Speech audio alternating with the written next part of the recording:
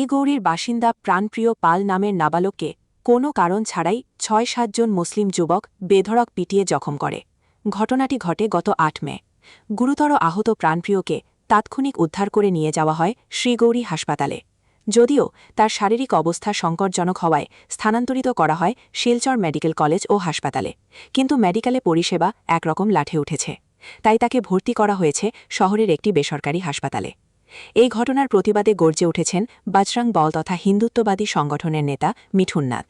মঙ্গলবার মিঠুনসহ এক প্রতিনিধি দল শ্রীভূমির সিনিয়র পুলিশ সুপারের সঙ্গে দেখা করে অভিযুক্তদের কেন গ্রেফতার করা হচ্ছে না তার কৈফিয়ত চান। শ্রীভূমি পুলিশের ভূমিকায় তীব্র ক্ষোভ প্রকাশ করে মিঠুন সাফ জানিয়ে দেন, হিন্দুর উপর অমানবিক নির্যাতন বরদাস্ত করা হবে না। পুলিশ পদক্ষেপ গ্রহণ না করলে ভয়ঙ্কর আন্দোলন গড়ে তোলা হবে। আসুন শুনি কি বললেন মিঠুন। ৮ তারিখ বিকেলবেলা শ্রীগৌরীতে একটি নাবালক ছেলে, ওর নাম প্রাণপ্রিয় পাল, ওকে কিছু দুষ্কৃতিকারী বিনা কারণে ওকে প্রচণ্ডভাবে মারপিট করেছে। ওকে পিঠের মধ্যে লাঠি দিয়ে আঘাত করেছে, ধারালো অস্ত্র দিয়ে আক্রমণ করেছিল এবং ওকে মাথায় মেরে ওর মাথার মধ্যে ইন্টারনাল ব্লিডিং হয়েছে।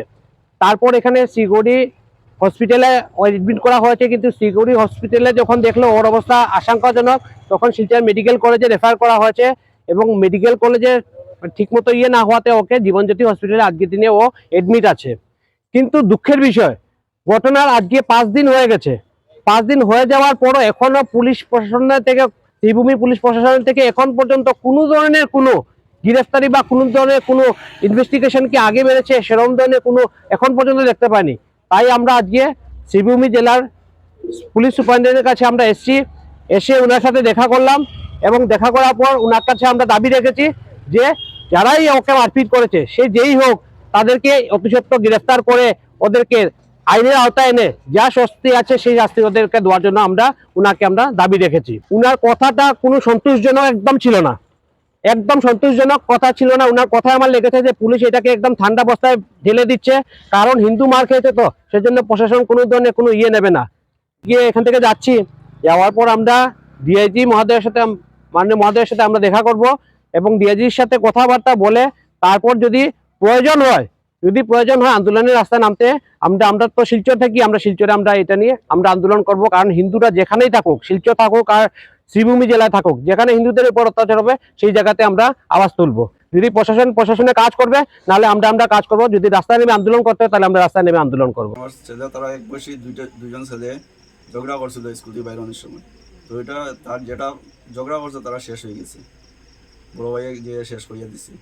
তারপরে ওই যে শেষ করে দিয়েছে, এ আবার তারা গিয়া মুসলিম কয়েকটা ছেলেরা কইছে, 5-6টা ছেলেরে কইছে যে একটু দেখিয়া দিও।